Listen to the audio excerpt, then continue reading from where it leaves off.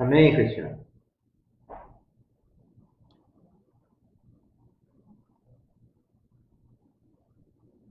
Irmãos, vamos iniciar.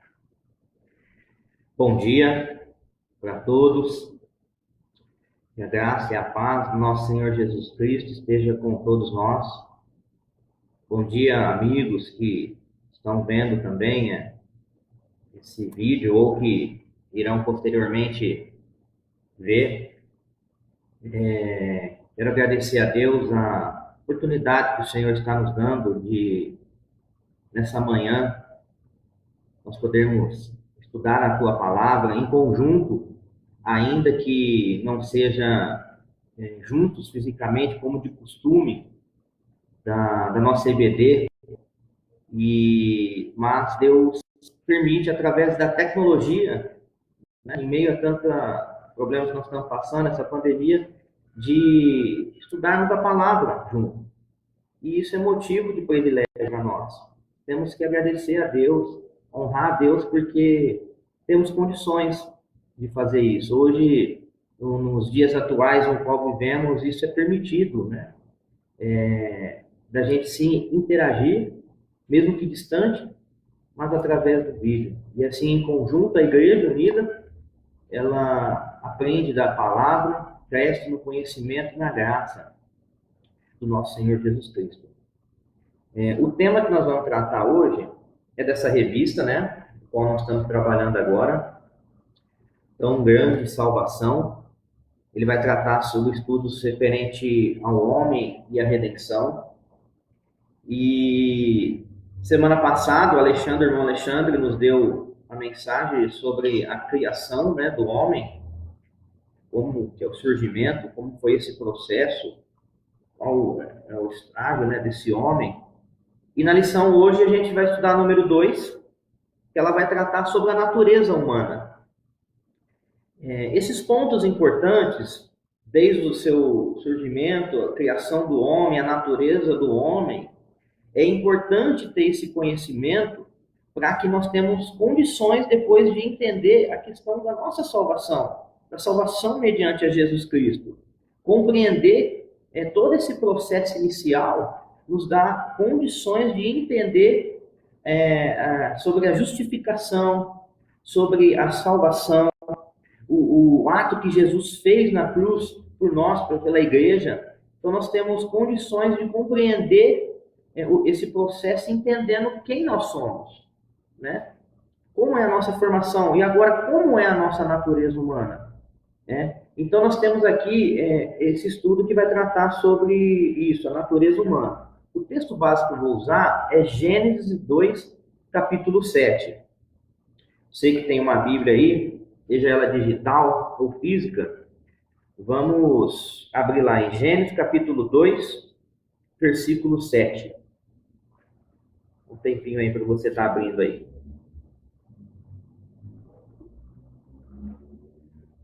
A palavra diz o seguinte, irmãos: Então formou o Senhor ao homem do pó da terra e lhe soprou nas narinas e o homem passou a frente. Novamente, então formou o Senhor Deus ao homem do pó da terra e lhe soprou nas narinas o fôlego de vida, e o homem passou a ser alma vivente. Vamos orar, irmãos? Que Deus nos conclua nessa manhã. Pai, louvado seja o teu nome engrandecido, Deus. Tu és Deus da nossa salvação, tu és o nosso Senhor, ó Pai. E através, ó Deus, desse processo, nós estamos aqui hoje e temos o privilégio, Pai, de ouvir da tua palavra, Deus, de ter o conhecimento da tua palavra, pois ela confronta quem nós somos, ó Deus, e mostra a verdade, ó Deus. Verdade essa que está na vida de Jesus Cristo, ó Pai. Senhor, eu peço que nós possamos sair transformados, ó Deus, pela tua palavra. Não sejamos apenas meros ouvintes, ó Pai, mas que a tua igreja possa crescer na graça e no conhecimento do nosso Senhor Jesus Cristo, ó Deus. Ó Pai, nós agradecemos porque em meio a essa pandemia, o Senhor tem reservado para nós nesse momento, ó Deus. Por mais que nós estamos juntos fisicamente, ó Deus, a tua igreja unida, mas estamos juntos em corações, ó Deus, em mente, unidos em Cristo Jesus, que é o que nos une, ó Deus, uns aos outros, ó Pai. Ó Deus, nós pedimos que a tua palavra seja pregada, não o homem, ó Deus, não pensamentos humanos, não ideias humanas, mas somente a verdade que está nas Escrituras, ó Deus.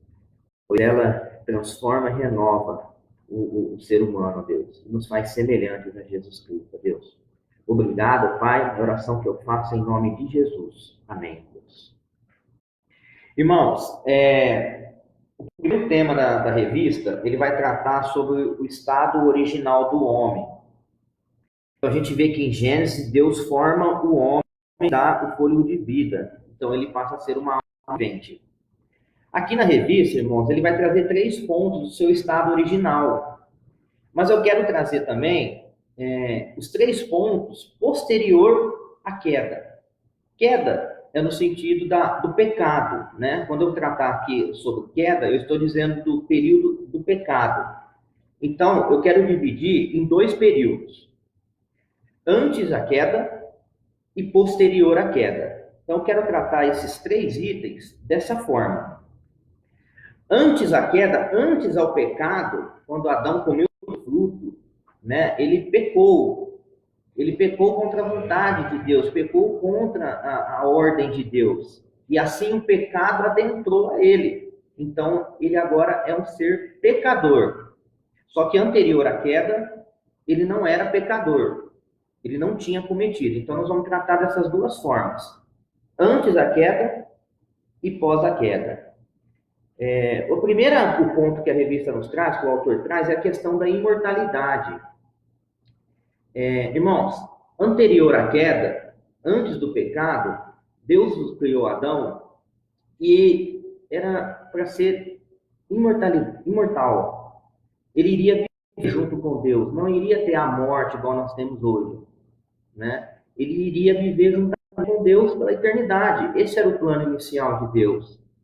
Então nós, porque somos descendência de Adão, somos gerados através disso, estaríamos com Deus, tendo um relacionamento com Deus, vivendo com Deus, estaríamos nos dias atuais até hoje juntamente com Deus.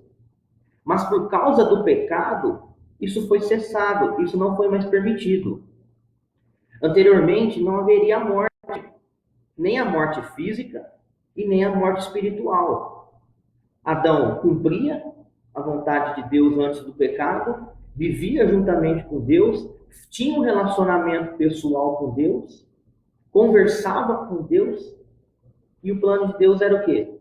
Que ficasse ali, a eternidade juntamente com ele no Jardim do Éden, e as nações também. Esse era o plano inicial, mas ele foi cessado por causa do pecado, por causa do erro. Então a gente tem a questão da pós-queda. Como tratar isso? Nós não somos mais imortais, nós sabemos disso.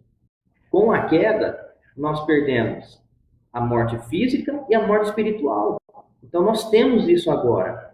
Nós somos um ser que tem a morte física e a morte espiritual. Isso a Bíblia nos revela muito claro, né? Quando nós lemos lá em Romanos 23, vamos abrir lá.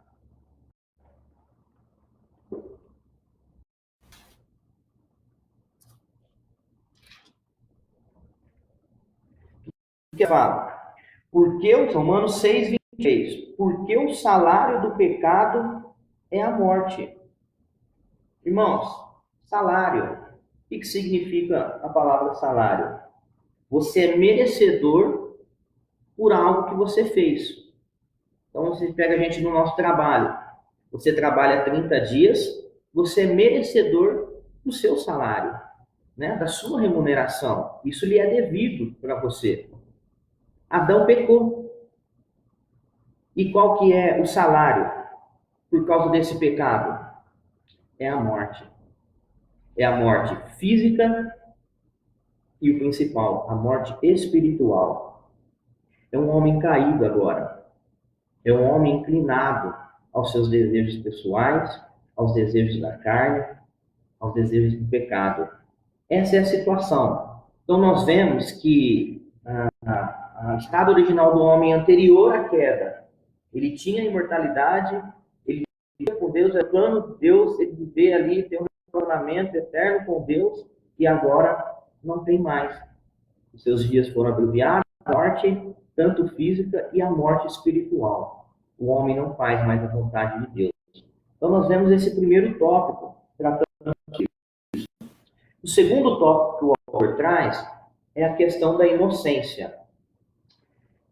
O homem não conhece o pecado, nem o conceito, nem a prática.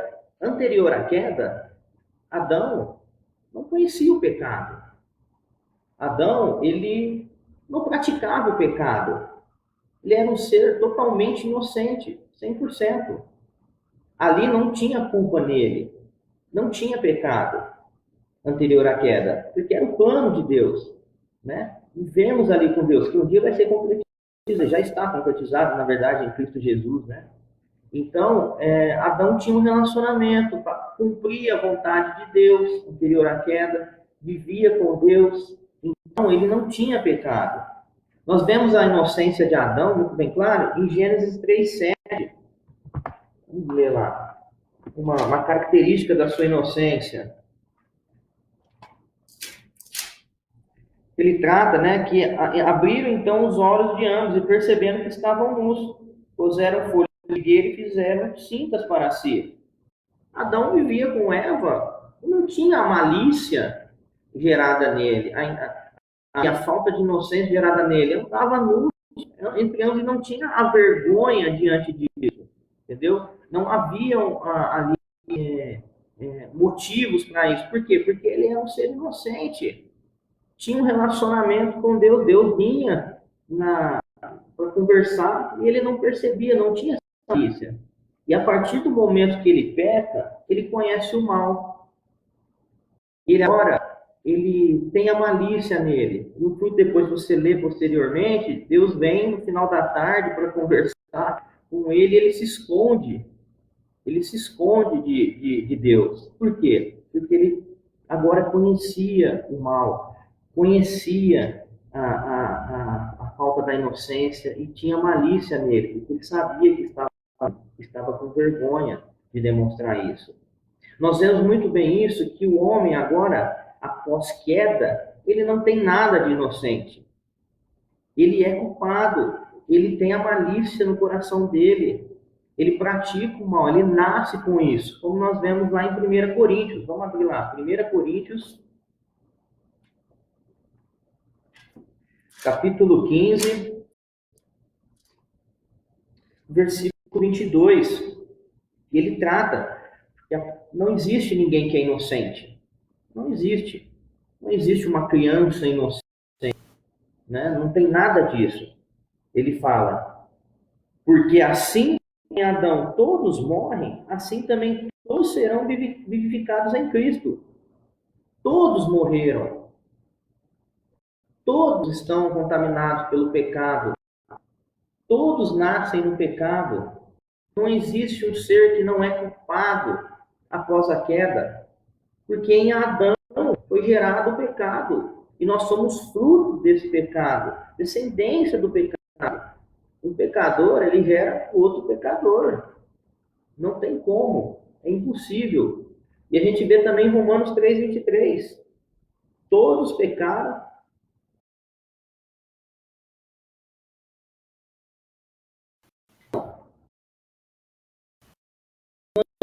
Um ser que não tem um ser puro, um ser que é sem...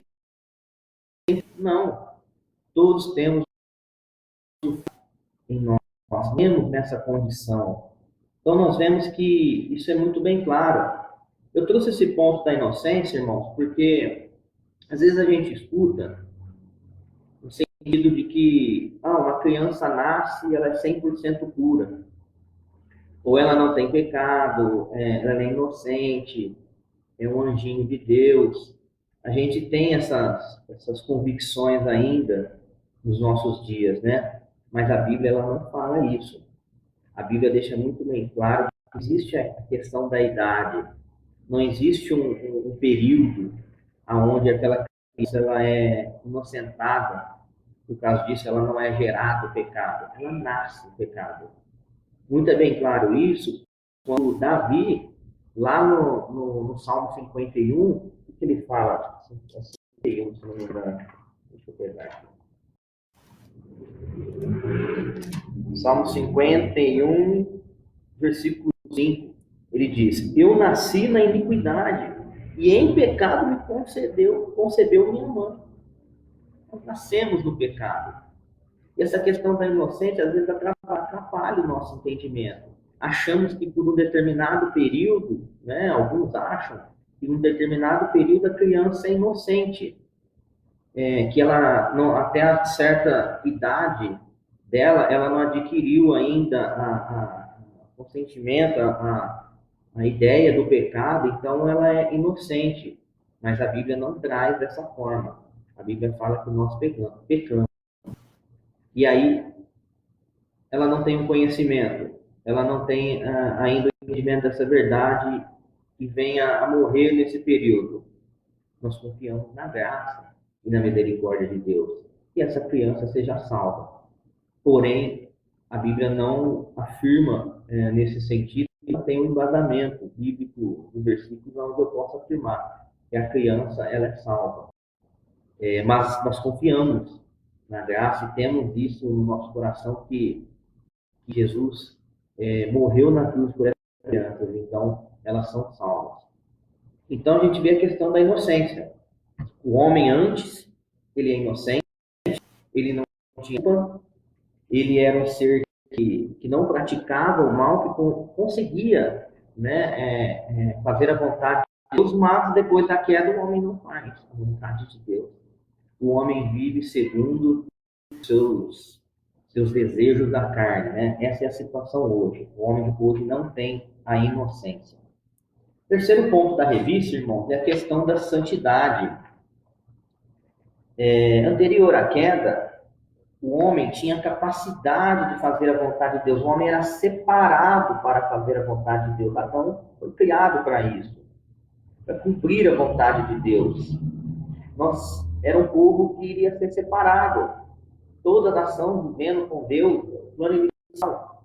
O homem, ele tinha essa condição, tinha santidade nele. Nós vemos uma evidência dessa que quando Adão tinha comunhão com Deus, conversava com Deus, né? Era um ser que ainda não tinha pecado, então ele tinha esse relacionamento pessoal com Deus. Diferentemente quando Moisés, um homem caído, pede para que Deus mostrasse a face dele, né? Para que ele pudesse ver, e Deus responde: homem nenhum poderá ver e não morrer por causa do pecado. Hoje nós não temos mais esse relacionamento face a face, essa comunhão. Mas em Cristo Jesus um dia temos isso. Por causa do pecado, não perde a comunhão com Deus e a capacidade de cumprir a vontade de Deus. Hoje nós não temos santidade para isso. Nós precisamos estar em Jesus para que possamos ali cumprir a vontade de Deus. O texto básico que eu quero usar em Romanos 3.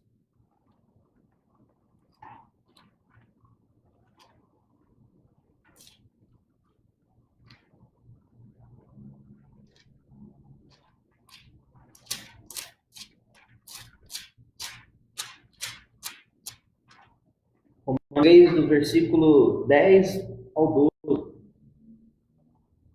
que ele diz: como está escrito, não há justo, nem sequer um, nem sequer um. Não há quem entenda, não há quem busque a Deus. Todos se extraviaram e a uma se fizeram inúteis. Não há quem faça o bem, não há um sequer. Paulo está dizendo, não há, está fazendo replicando o texto de Salmos. Não há quem busque a Deus, não há quem tenha santidade, não há quem entenda Deus. Todos nós extraviamos, juntamente com Adão. Irmãos, não tem como. Não existe ninguém cumpridor da santidade. 100% não existe. Não temos condições para isso por causa do nosso homem caído. Anteriormente a queda, era possível fazer isso, porque não tinha pecado e ele era santo, tinha santidade, Adão. Porém, com o pecado, isso não é mais possível na nossa vida. Nós vemos isso em Eclesiastes 7:20. Salomão.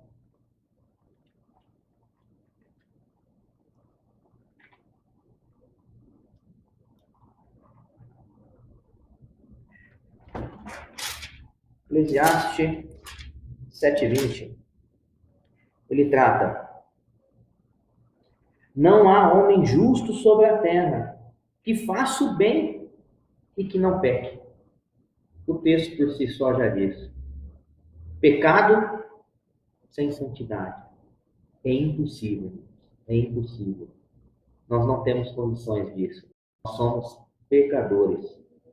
Nós não temos santidade para cumprir os propósitos de Deus. Essa é a verdade. Então, irmãos, nós vemos que no original do homem, esses 3 pontos. O homem tinha imortalidade, Adão tinha imortalidade anterior à queda, pós-queda, isso não é mais permitido. O homem ele tem a morte física e espiritual. Segundo ponto, a inocência. O tinha inocência, não conhecia o pecado, não conhecia o mal. Após o pecado, após a queda, o homem ele é conhecedor do mal e começa a praticar. Ele começa a vivenciar o mal. Terceiro ponto, o homem tinha santidade, Adão tinha santidade, conseguia cumprir, tinha capacidade de fazer a vontade de Deus, que Deus o permitiu ele fazer isso, mas após o pecado, o homem não tem a comunhão com Deus e não cumpre a vontade de Deus. Esse é o estado original do homem anterior à queda e o estado original do homem posterior à queda. Essa é a verdade. Então nós temos esses 3 pontos. Irmãos, o segundo tópico que nós vamos tratar, você pode abrir a sua revista na página 12, se você está acompanhando, é o conceito bíblico da vontade humana. Aqui eu quero tratar uma situação.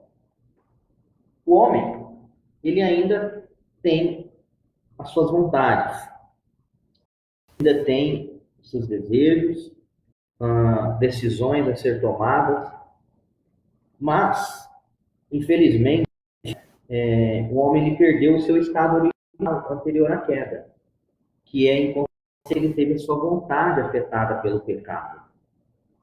O homem hoje, ele foi manchado, todas as suas faculdades. Então, suas emoções, desejos, todas as suas vontades estão inclinadas agora para o mal. Isso é o que a Bíblia nos revela.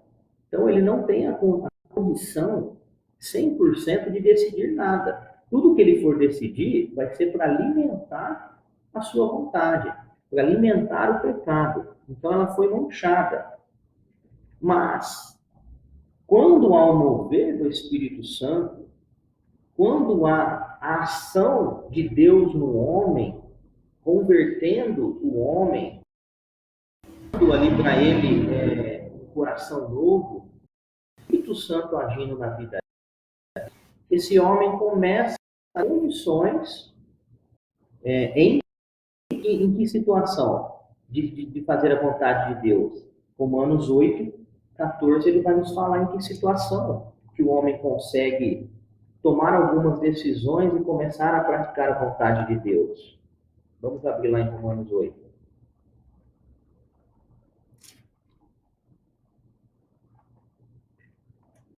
No versículo 14.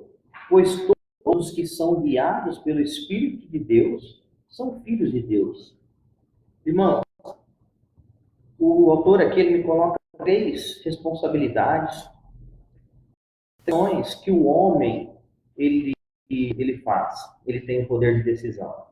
Só que essa decisão é com base no que o Espírito Santo guia. Onde que eu quero chegar com isso? O homem por si só, como nós lemos em Romanos, né, ali que eu acabei de ler, não há como ele buscar a Deus por si só. Há um mover de Deus na vida dele, aonde ele tem condições de se chegar a Deus e de compreender esses 3 pontos aqui que eu quero tratar.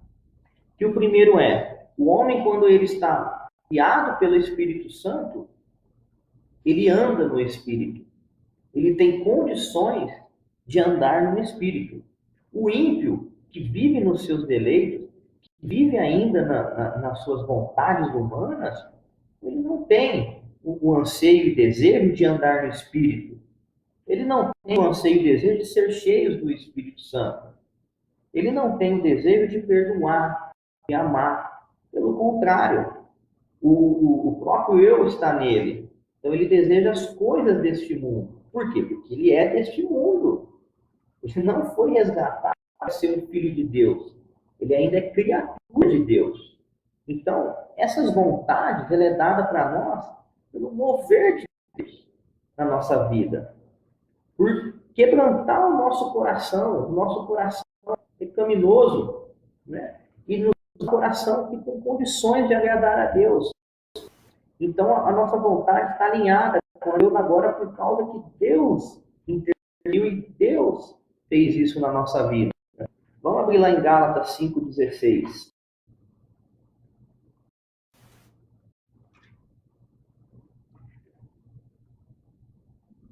Ele fala, aqui esse é um tema do capítulo importante, conhecido, e ele começa, né? Digo, porém, andai no Espírito e jamais satisfareis a concupiscência da carne. Quando nós andamos no Espírito, nós não satisfazemos as coisas da carne, os desejos da carne. E aí lá no 21 ele vai falar, a partir do 20, né? Ora, não, a partir do 19. Ora, as obras da carne são prostituição, impureza, idolatria, inimizade, ciúmes, iras, discórdia, facções, invejas, bebedice, glutonarias. Essas são coisas que o homem anterior faz. O homem que não anda no Espírito faz. Isso é comum para ele fazer, né? Ele já está acostumado. E aí, quando há o mover de Deus, o Espírito Santo convertendo esse homem, então começa a andar no Espírito. Ele começa a ansiar andar no Espírito e aprender das coisas do nosso Deus, de cumprir a vontade do nosso Deus, de viver para a honra e glória do nosso Deus. E aí ele começa a ser cheio do Espírito Santo, né? Ele começa a vivenciar isso e a querer anseia por mais. E quando ele é cheio do Espírito Santo, e aí ele é cheio do quê? Do fruto do Espírito. Ele é cheio de amor, ele busca ter o amor entre os irmãos, ele busca isso, busca ter alegria em todas as situações, ter paz em meio a que nós estamos vivendo nos dias atuais. Então, ser cheio do Espírito Santo, nós temos a paz em Jesus em nós. Temos aflições, temos as lutas. Quando eu estou cheio, eu compreendo isso e dou graças a Deus pelo momento que nós passamos. Nós estamos aí em isolamento, temos uma dificuldade aí tremenda no nosso país, mas Deus nos dá a paz em meio a essas coisas. Nós temos a convicção em descansar em Deus. Nós temos bondade, queremos ansiar a bondade, fidelidade, o domínio próprio. Então nós passamos a ansiar ser cheios do Espírito Santo. Isso porque Deus agiu em nós, porque Deus deu essas condições em nós. Porque o texto do homem, ele não tem mais condições agora de agir. E ele age em Deus agora. Nós temos condições, através de Deus, de perdoar, amar, de suportar uns aos outros. As diferenças. Nós vemos isso muito bem na vida da igreja, né? Então, tem irmãos de uma forma ali, tem uma dificuldade outra.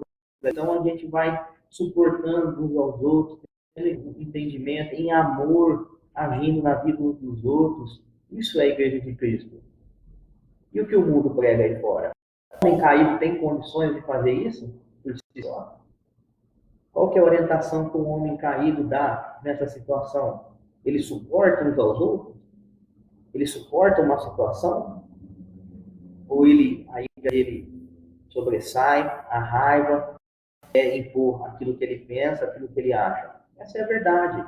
O homem caído ele não tem condições para isso.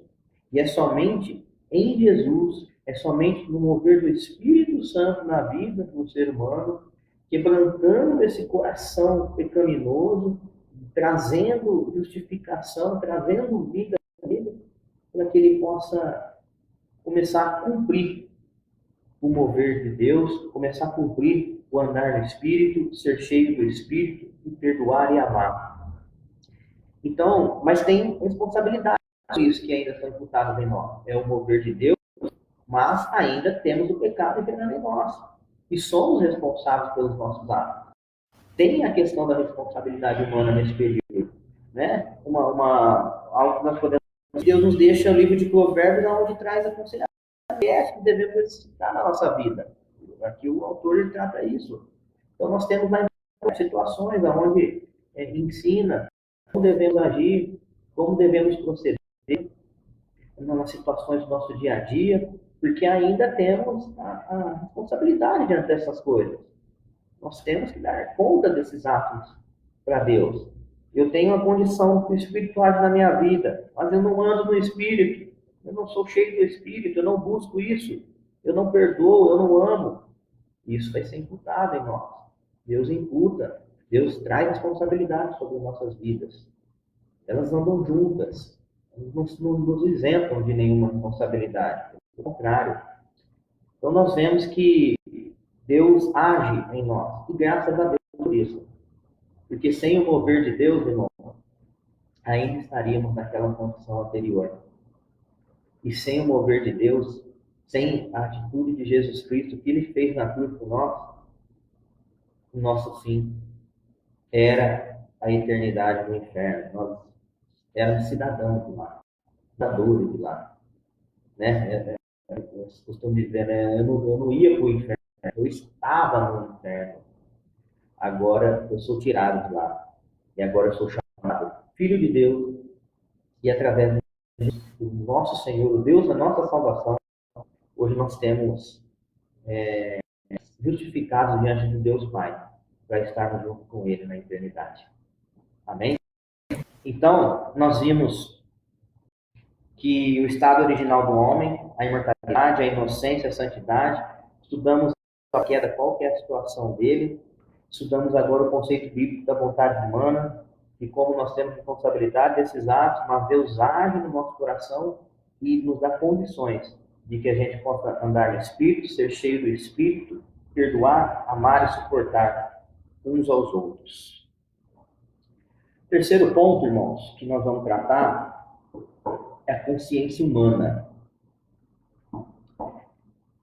Eu queria que vocês comentassem no comentário aí. O que é a consciência? Pode comentar aí o que vocês acham. O que é a consciência?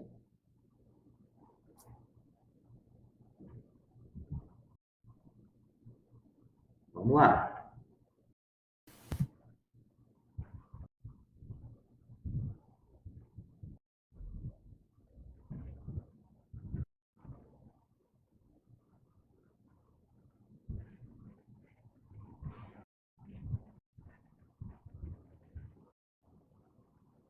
Ninguém vai comentar?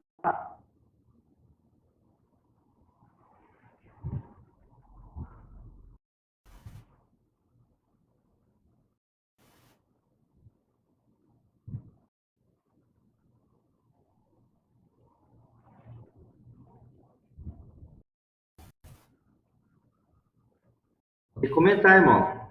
O que é a consciência? O que vocês entendem disso?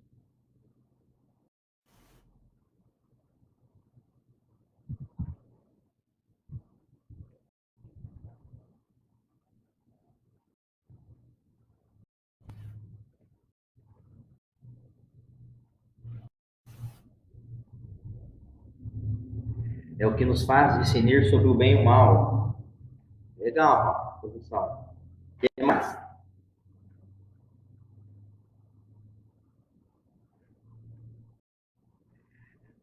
Algo que formamos com nossos aprendizados de pai e mãe, mais a palavra de Deus.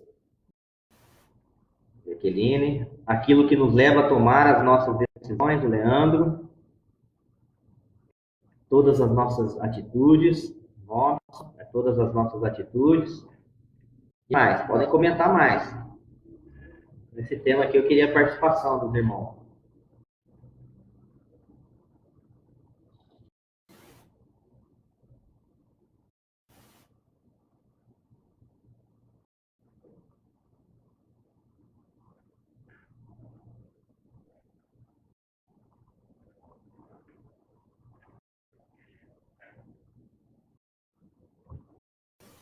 Capacidade de discernimento, consciência, a nossa percepção pessoal do que realmente. É isso aí, Dani. Irmãos, os irmãos comentaram. E tem a ver muito legal aquilo que cada um comentou um pouco aí dessas informações. No original, eu não sei anunciar corretamente a palavra aí dos irmãos aí, depois que tem um conhecimento mais a fundo disso, podem pronunciar se eu estiver falando besteira, né? Sumeideses. Eu fiz uma pesquisa e essa é a palavra no original. A tradução dela é consciência moral, né? Reage quando as ações, pensamentos, palavras são contrárias a um padrão de certo e errado. Então, todo mundo aí comentou um pouco, né? A Eliana dá um discernimento de que é certo ou errado. A Dani comentou isso, tudo nesse sentido. O Clinton, a Iná, o que é certo e errado, o Nice, é o reconhecimento entre certo e errado. E tem essa forma mesmo de agir. A consciência traz em nós esse discernimento errado e mais. Ele traz de que realmente nós somos, né? Por quê? Porque nós podemos demonstrar algo. Então, por exemplo, vou fazer um exemplo aqui simples. Eu conto uma mentira. A pessoa que recebe essa mentira, ela trata ela como uma verdade, correto? Mas a minha consciência me revela e me mostra que aquilo que eu fiz não é uma verdade. Eu contei uma mentira. E ela fica ali. Ela não me deixa eu acabar assimilando aquilo como verdade. Ela mostra para mim, olha, isso é uma mentira que você fez. É uma mentira. E a consciência, ela fica ali. Ela fica ali te mostrando quem você é. Mostrando a verdade que você é. Uma situação dessa, que é interessante, vamos lá em João 8:9. Jesus é maravilhoso e sábio, ele age de uma situação com sabedoria, e a consciência ali mostra para eles quem eles realmente eram, né? João 8:9.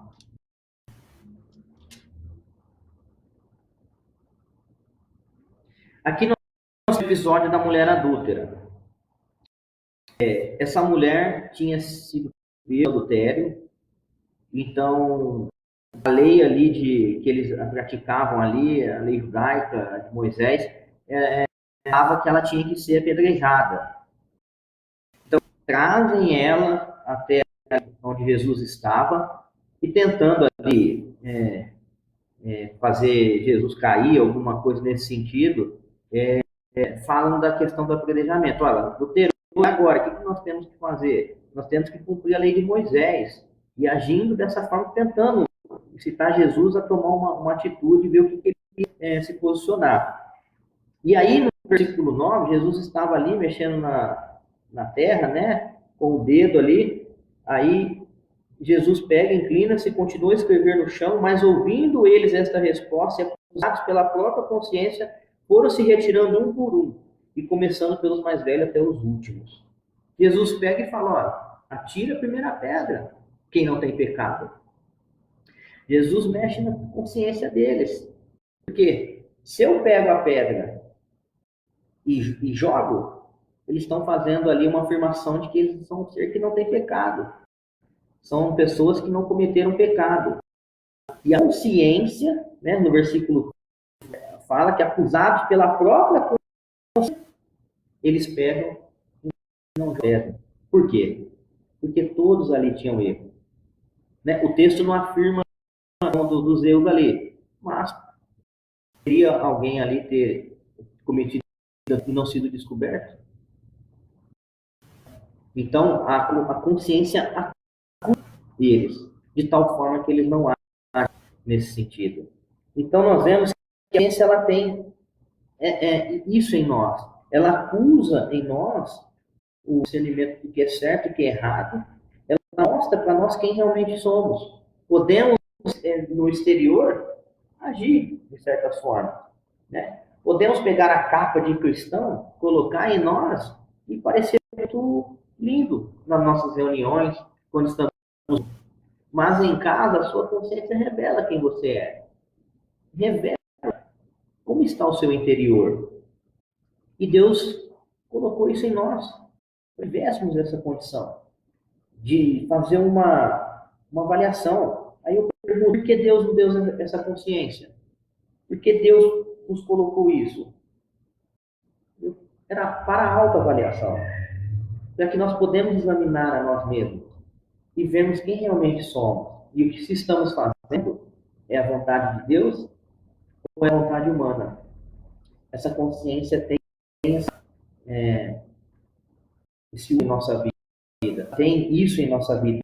Eu queria abrir 2 Coríntios 1:12.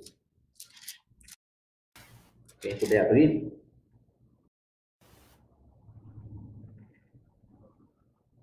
1:12.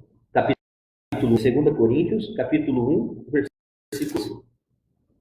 Ele diz: porque a nossa glória é essa, o testemunho da nossa consciência, de que com santidade e sinceridade de Deus, não com sabedoria humana, mas na graça divina temos vivido no mundo, e mais especialmente para convosco.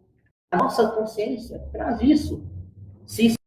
Que temos santidade e sinceridade de Deus, e não com sabedoria humana, se vivemos com nossas vontades humanas, se vivemos andando no curso desse mundo, ou estamos fazendo a vontade de Deus, ou se estamos vivendo as coisas de Deus.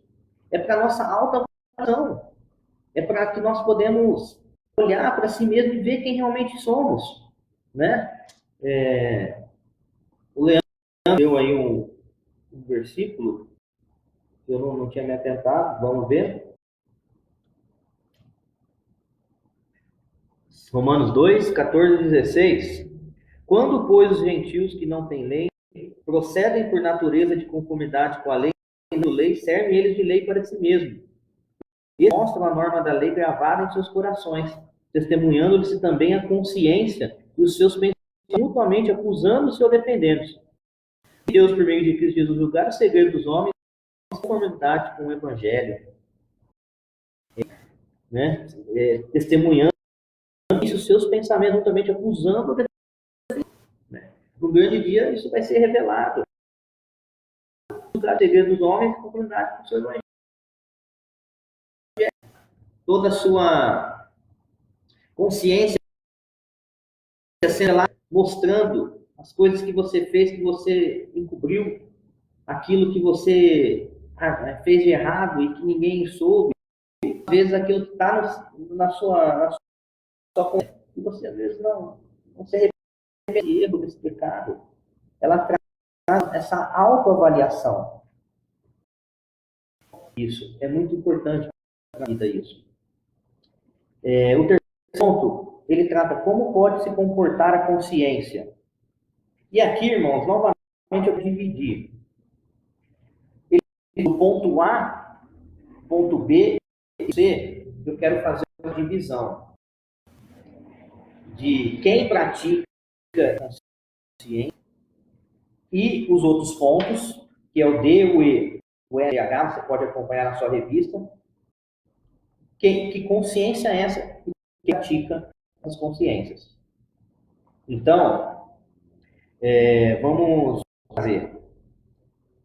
Encontramos no fundamento várias características. Então, você tem características consciência que nós podemos trazer. A primeira é a boa consciência. O que é essa boa consciência, né? Ela é treinada para escolher entre o certo e o errado. O homem caído, irmão, ele não tem condição de fazer a boa consciência, de ter uma boa consciência. Ele só é possível ter consciência em Jesus, né? Como nós vemos lá em Hebreus capítulo 9, versículo 14. Vamos abrir.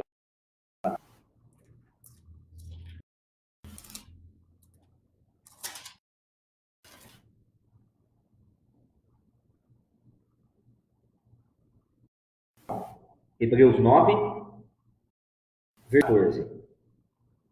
Muito sangue de Cristo, que pelo Espírito eterno a si mesmo se ofereceu sem mácula a Deus, para a nossa consciência de obras boas para servirmos ao Deus vivo. A condição, irmão, de ter uma consciência, uma boa consciência, em Cristo Jesus, eu sou, pelo de Cristo, eu sou purificado, e aí a consciência que anteriormente obras mortas, agora passa a consciência de obras para Cristo Jesus. Boa consciência. Então eu quero fazer essa divisão. Não tem como ter uma boa consciência andando como outrora éramos. Não tem essa condição. Porque as nossas obras sempre vão ser inclinadas pelos nossos desejos humanos. Mas em Cristo Jesus, agora a nossa consciência, ela anda em conformidade com a vontade de Deus. Agora ela está treinada, dia após dia, para escolher entre o certo e o errado. Então, escolhe o certo, com a consciência que Cristo deu, que Cristo purificou, é condições disso. Então, como podemos ter uma boa consciência? Qual a característica de uma boa consciência? Em Jesus. Ela não é ela é em Jesus. Uma cura, aquela que não tem nada para ser condenada ou para condenar, e que sabe o que fazer para evitar o mal. Novamente, eu faço aqui elencando que é só possível. Não tem como ter uma consciência só. Porque os textos que eu li anteriormente, em Hebreus 10, 22, ele fala: aproximemo-nos com sincero coração, em plena certeza de fé, pecados de má consciência e lavado por água pura. Então, a cura ela vem pela purificação que Jesus traz em nós através da cruz. E é somente em Jesus que nós temos a condição de ter. A terceira, que é o tópico C, é consciência pronta para atender a vontade de Deus. Em Jesus, nós temos condições de ter a consciência de Deus, de buscar a Deus, de entender as coisas de Deus. Porque o Espírito revela, o Espírito mostra as coisas de Deus, do conhecimento de Deus. 1 Pedro,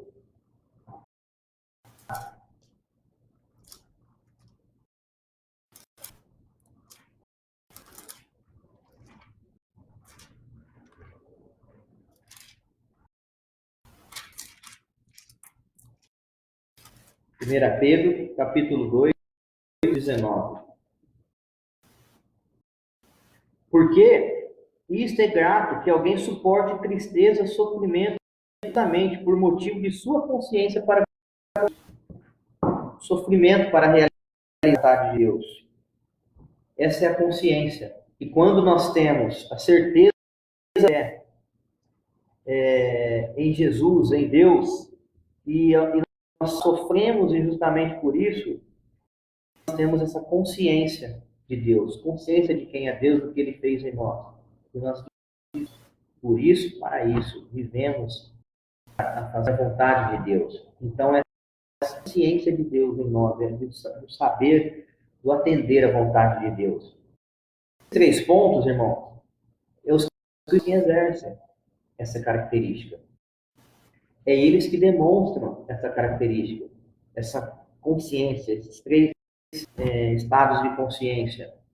Só um cristão, salvo por Cristo Jesus, onde tem a sua vida tocada, então ele consegue ter essa consciência que Deus dá nele.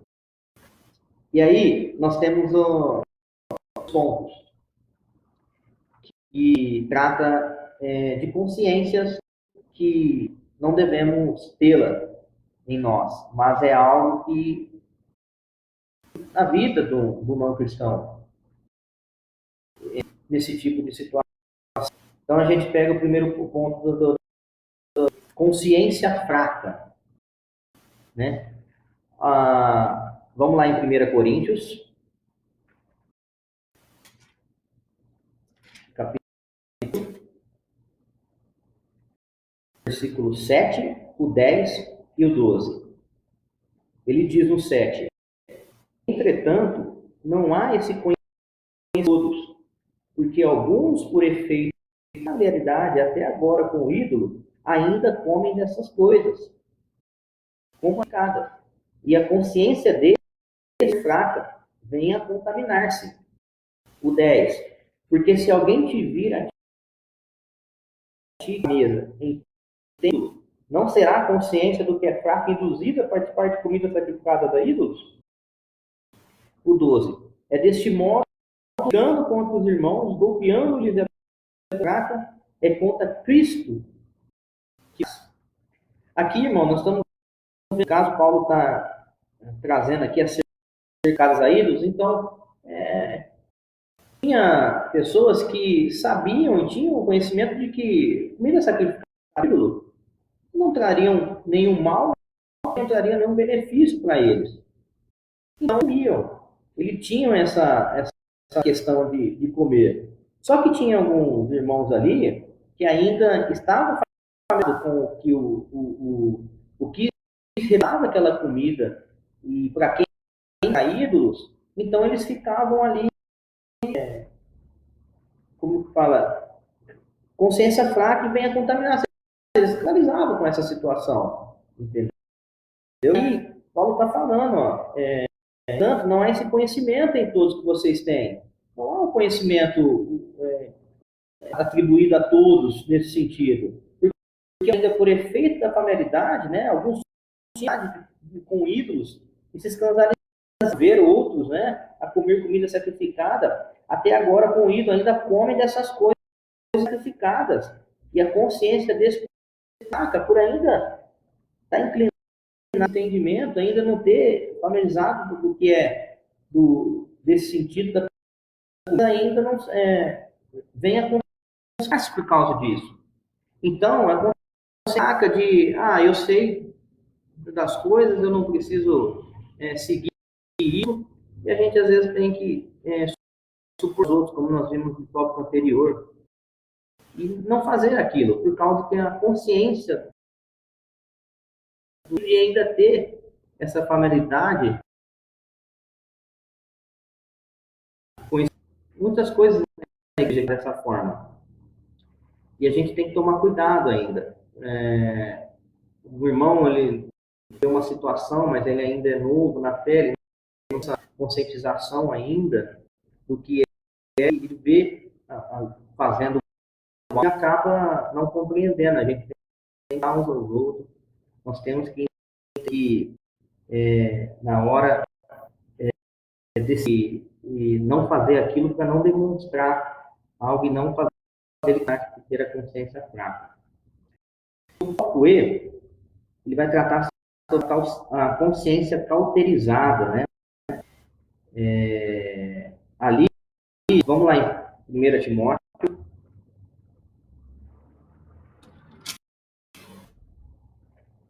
capítulo 4, versículo 2. Ele trata pela hipocrisia dos falam mentiras e que tem cauterizada a consciência. Irmãos, o resultado de uma consciência cauterizada é o resultado da constância no pecado. A pessoa ela está tanto no pecado que acaba o pecado algo normal para ela. Assim, a consciência dela é cauterizada. Ela fica cega, sem saber o que é certo e o que é errado.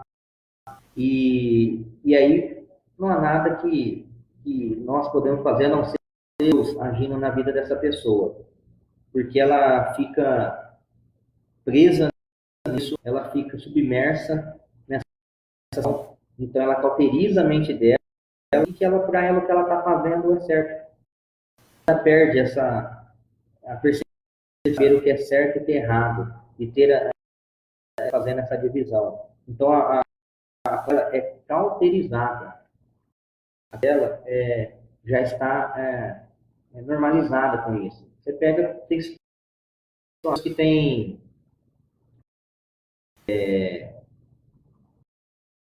já é cotidiano na vida dela mentira, que ela mesma acredita, e ela trata essa mentira como uma verdade. A mente dela já está tão que ela e ela acredita nessa própria mentira. Você conhece assim.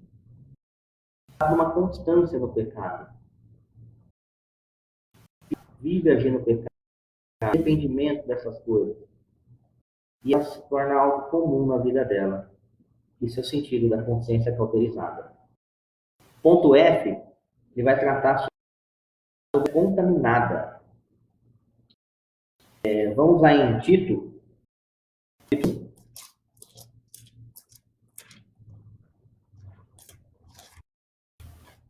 rodando para frente aí, versículo 15, que trata. Todas as coisas são puros. Todavia, para os impuros e descrentes, nada é puro, porque tanto como a consciência deles estão uma consciência. Eu sempre digo que vai entrando, vai entrando na nossa consciência. Você está no ambiente lá do seu trabalho, da faculdade, da escola, da família, e aí você tem as brincadeiras maliciosas ou as piadas, e aí você fica na moda, e aí você vai amenizando aquele tipo de brincadeira, você vai queimando a sua consciência, se tornando comum. A gente tem que tomar cuidado, tirar isso da nossa vida, não ter isso, né? Uma vez que havia brincadeiras maliciosas, né, nesse sentido, e eu tive que buscar uma alternativa, né, para que não houvesse mais esse tipo de situação, porque isso vai pegando e vai contaminando vai a nossa mente. Pornografia, né? Nós temos hoje o livre acesso no celular, à internet, e você assistindo aquilo, você buscando aquilo, isso vai alimentando a sua mente e ela vai contaminando, que é o que o texto fala, já está com a mente contaminada. Então, já buscando, né?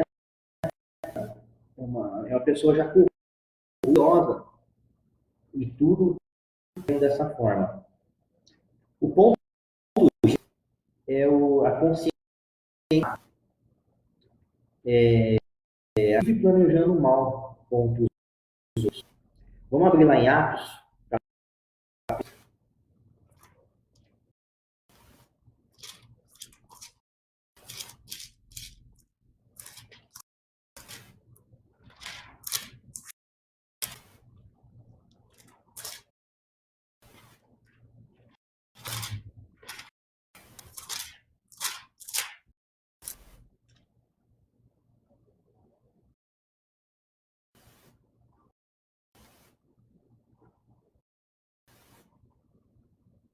Tá cortando? Deixa eu ver aqui. A internet aqui para mim tá normal.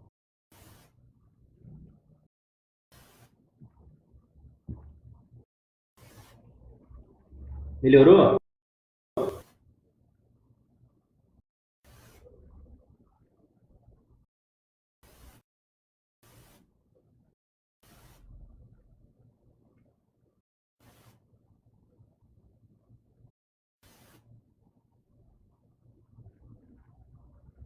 Isso mesmo, Kelly. Eu fiz isso uma vez numa empresa que eu trabalhei. Havia muitas brincadeiras de malícia, tive que.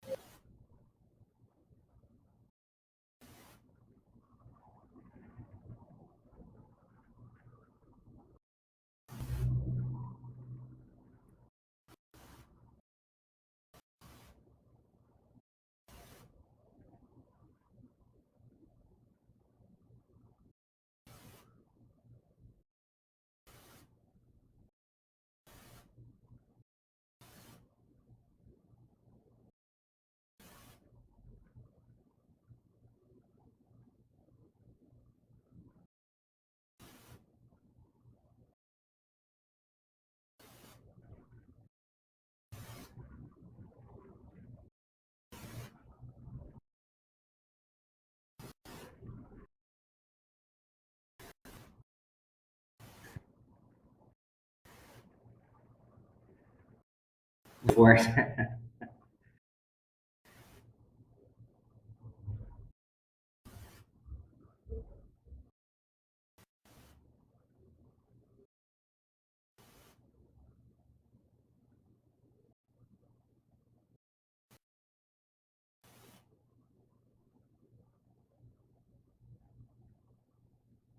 Vê se agora melhorou.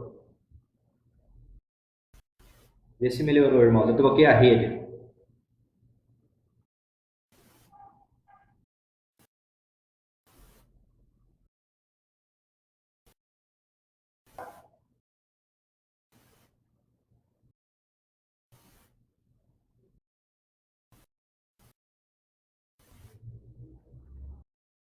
Ok, então.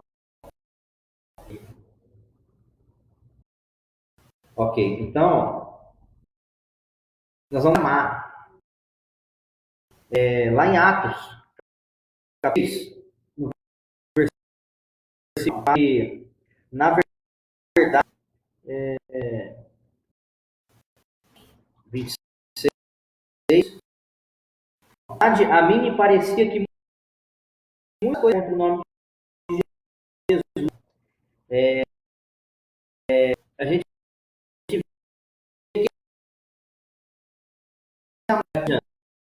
é contra o mal com os outros. Assim como uh, que ele buscava isso, planejava contra Jesus, ele planejava contra os discípulos, o quê? O mal. Né? Ele fez isso com outros cristãos, matava, ele caçava esses irmãos. Então é uma consciência que planeja o mal contra os outros. Talvez hoje, eu creio, né, que hoje nós não matamos ninguém, não buscamos ninguém. Você atenta contra o mal de formas para essa pessoa, ou contra o seu, desejando que aquele irmão possa perder o emprego, aquele emprego, desejando que as coisas certas para ele. Essa situação, desejar, isso é desconectar aqui.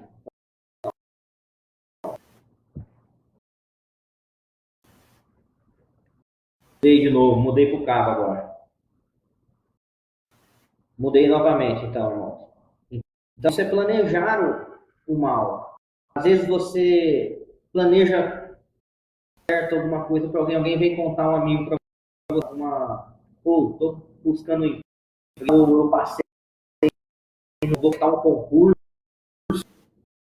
e aí no interior esse cara não. por causa de tantas coisas, você deseja o mal para aquela pessoa. E isso é uma consciência má. Isso é uma consciência que, que fazer o mal. Ponto, irmãos. O H é de uma consciência.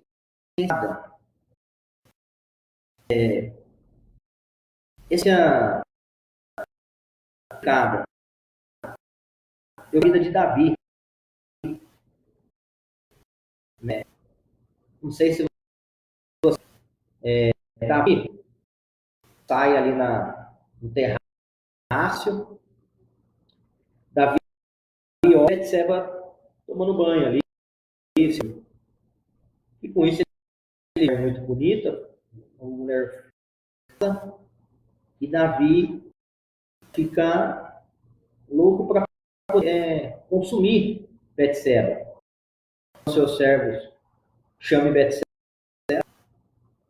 tragam, ele deita com Betseba, que era uma mulher casada com Urias, e aí fica grávida, né? É gerado um filho. Ela pede para avisar ele que ela está grávida do rei Davi. Então, primeiro, ele comete ali com Betseba, casada. Não bastasse isso, Davi pega, chama lá os responsáveis pelo exército e manda que na frente do exército para na guerra ele ficar. Irmãos, nós sabemos que quem fica na fila ali do exército na frente do combate, as chances são bem pequenas de sobrevivência, né? E aí, Urias é morto. Urias sendo morto, Davi, então, casa com Betseba. Então, ele comete adultério, ele deseja o mal e ele comete assassinato contra Urias. Então, a gente vê as situações. E para isso, Davi ficou tranquilo nesse sentido.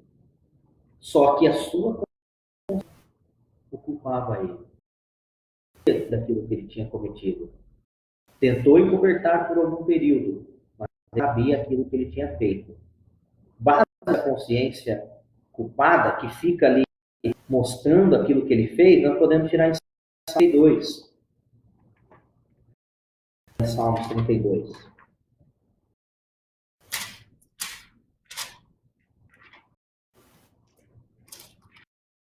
Salmos 32, versículo 3. Olha o que Davi fala. Olha o que a mente está fazendo na vida dele. Olha o que o pecado não arrependido desse pecado, dessa situação que causava na vida de Davi. Olha o que essa mente culpada, essa consciência culpada mostrava para ele.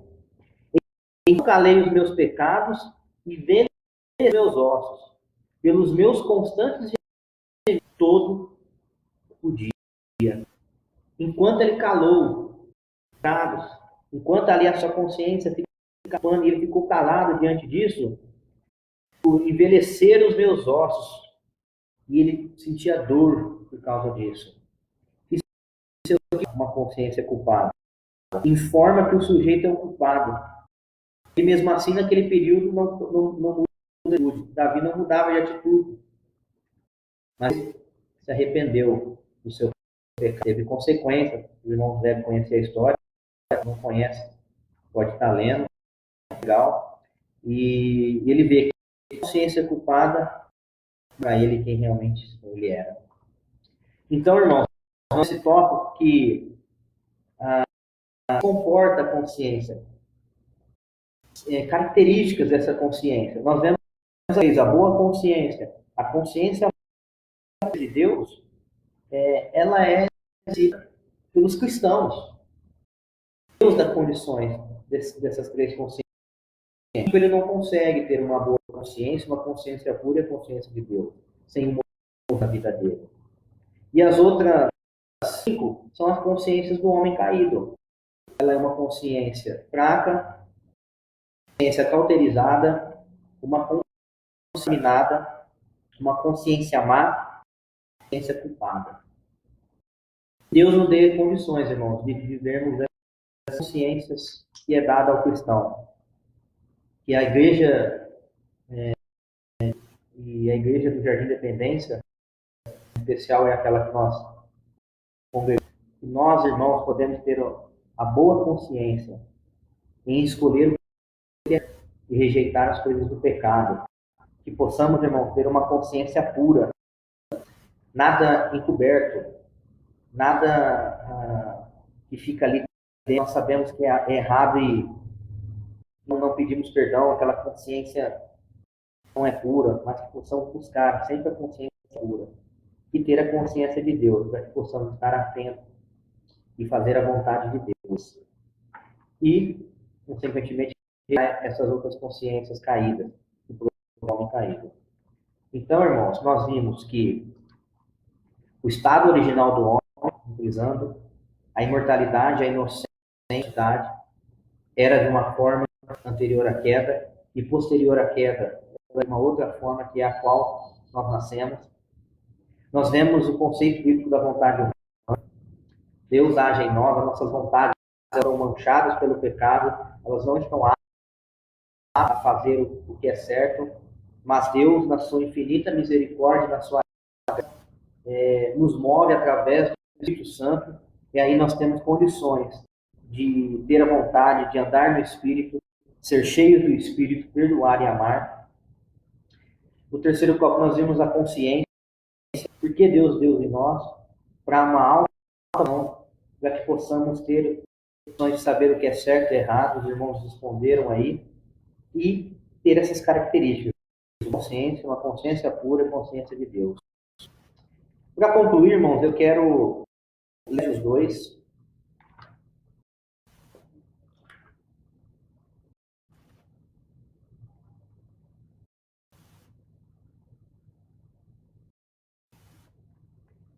Você pode abrir a sua Bíblia em Efésios, capítulo 2, versículo de 1 a 10.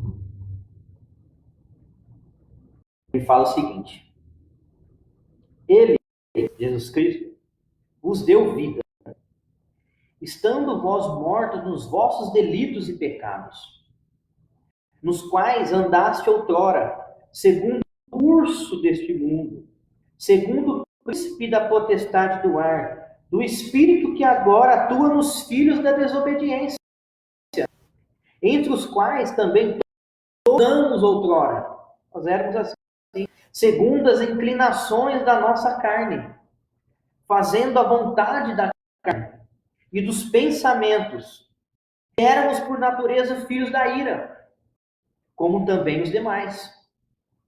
Mas Deus, sendo rico em misericórdia, por causa do grande amor que nos amou, e estando nós mortos em nossos delitos, nos deu vida, juntamente com Cristo. Pela graça, sois salvos. E juntamente ressuscitou e nos fez sentar nos lugares celestiais em Cristo Jesus, para mostrar nos séculos vindouros a suprema riqueza da sua graça, em bondade para conosco, em Cristo Jesus. Porque pela graça sois mediante a fé, e isso não vem de vós, é de Deus. Não para que ninguém se glorie, pois somos feitura em Cristo Jesus. De antemão para irmãos, fica essa base de versículo para a gente meditar. Deus capaz humano em Cristo Jesus, para dele, a consciência dele, ela possa estar em Jesus. A vontade nos leva a caminhos e a consciência ajuda a fazer o bem e aquelas alternativas que são. Mas isso por causa de Jesus, porque como o texto fala, nós estávamos mortos nos nossos delitos e nos nossos pecados. Era a nossa agora em Jesus, nós temos